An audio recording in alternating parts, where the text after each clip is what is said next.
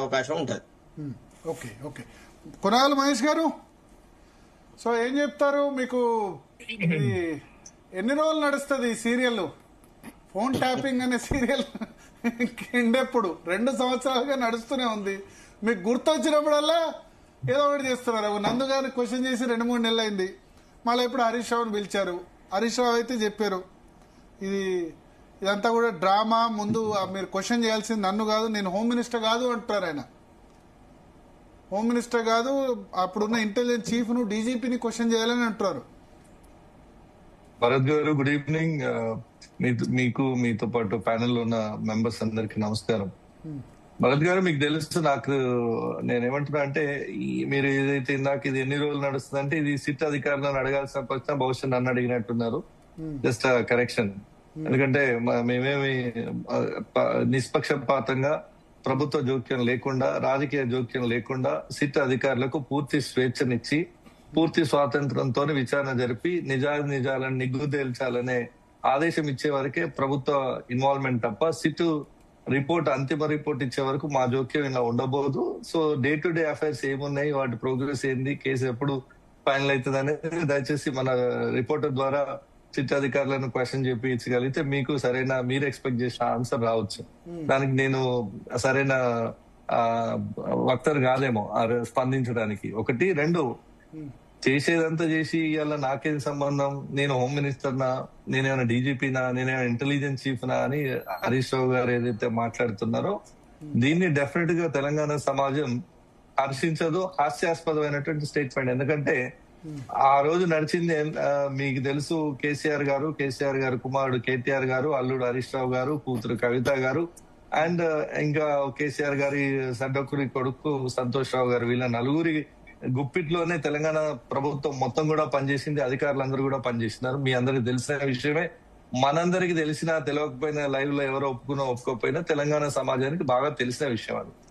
అది ప్రభుత్వంలో ఆ నలుగురిలో ఒకటిగా ఉన్న హరీష్ రావు గారు అసలు ఫోన్ ట్యాపింగ్ గురించి నాకేం తెలుసు అనే శుద్ధ నీతులు చెప్పాలని ఎవరికైనా తెలంగాణ ప్రజల చెవుల్లో వెర్రి పుష్పాలు ఏమన్నా అంటే మందార పువ్వులు ఏమైనా మున్సిపల్ ఎలక్షన్ వచ్చినప్పుడే బట్టి, తర్వాత కోమటిరెడ్డి వీళ్ళిద్దరు ఇష్యూ వచ్చినప్పుడే ఇన్ని సంవత్సరాలు ఎందుకు పట్టింది అంటారు? 2 సంవత్సరాలు ఎందుకు పట్టింది సమయం?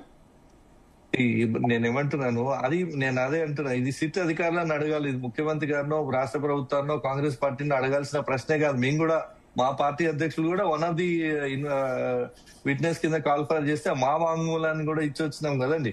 సో కాబట్టి అందరినీ పిలుస్తున్నారు. ఇప్పుడు లాస్ట్ వీక్ రీకాన్స్టిట్యూట్ చేశారు. మీ ప్రమేయం లేదంటే సిట్ రీకాన్స్టిట్యూట్ చేసి సజ్జనా నేతృత్వంలో సిట్ మళ్ళా కొత్తగా కూడా వేశారు కదా.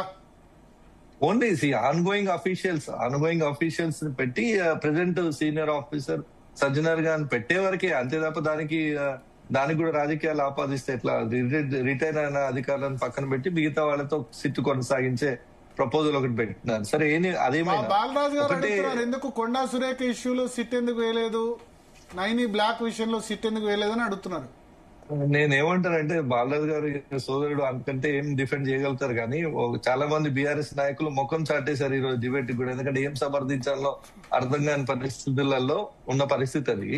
సరే, వారి సమర్థన వారి పక్కన పెడితే ఒకటైతే నేను చాలా స్పష్టంగా చెప్పగలుగుతాను.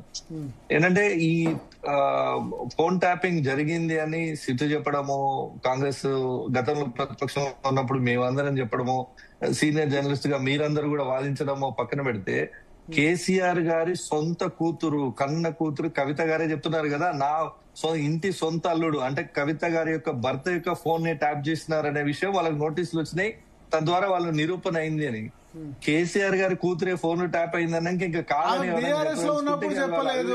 బయటకు వచ్చి ఇప్పుడు వాళ్ళు ఆరోపిస్తున్న విధంగా కాంగ్రెస్ తో టచ్ లో ఉంది అన్నప్పుడు ఆమె చెప్తున్నారు. సస్పెండ్ అయ్యేకన్నా ముందే చెప్పినట్టుంది. బీఆర్ఎస్ తో లెటర్ రిలీజ్ అయ్యి ఆల్మోస్ట్ వెళ్ళిపోతున్నారన్న సందర్భంలో చెప్పింది. ఈ 2 సంవత్సరాలు చెప్తే అప్పుడైనా చెప్పింది. నేనేమంటున్నాండి, ఆ 2 సంవత్సరాల్లో చెప్పగలుగుతారా లేదా మీకు బాగా తెలుసు. కానీ బీఆర్ఎస్ కవిత గారిని కేవలం బీఆర్ఎస్ నాయకురాలు గాను, ఎమ్మెల్సీ కవిత గారిని గాను చూడలేం కదా.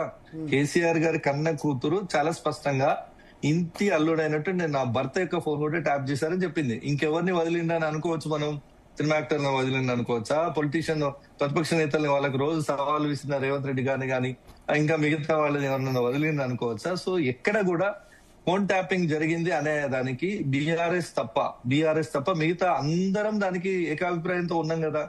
ఎవరు ఇన్వాల్వ్ అయినారనే నిగ్గు తేల్చాల్సింది సిట్టు నిగ్గు తేల్స్తుంది. దాని ప్రకారం దాని చర్యలు ఎట్లా ఉంటాయో చూద్దాము.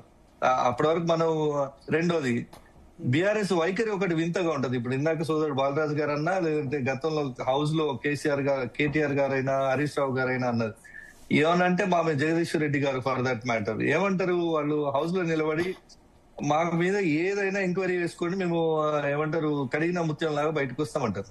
మేము ఏ ఎంక్వైరీ చేసినా కూడా మేము ఇవాళ రాము రేపు రాము, మా మీద విచారణలే వద్దని కోర్టులకు పోతుంటారు. ఇదేందో అర్థం కాదు. సభ పెట్టమంటారు, సభకు రారు. ఎంక్వైరీ వేయమంటారు, ఎంక్వైరీ విచారణకు సహకరించారు. సరే అదే చెప్పబోతున్నారు sir. Good gesture Harish Rao గారు ఈరోజు ఇచ్చిన నోటీస్ టైం కు అనుగుణంగా వచ్చినారు. కానీ ఇన్ జనరల్ కేసీఆర్ గారు వాయిదా వేసిన విధానం మీరు చూసిండ్రు. పవర్ పర్చేజ్ సంబంధించి సమయం తీసుకుని వచ్చిన పద్ధతి కానీ లాస్ట్ క్రాస్ టాకింగ్ వద్దు సోదరా, నరసింహారెడ్డి గారిని అసలు ఈయనే వద్దు అని తప్పుపట్టినటువంటి పరిస్థితిని. సో ఇవన్నీ మీరు చూస్తున్నారు. నేనేమంటున్నా, మా మీద విచారణ ఏమంటారు వేస్తే ఈ రకంగా మమ్మల్ని డైవర్షన్ అంటారు.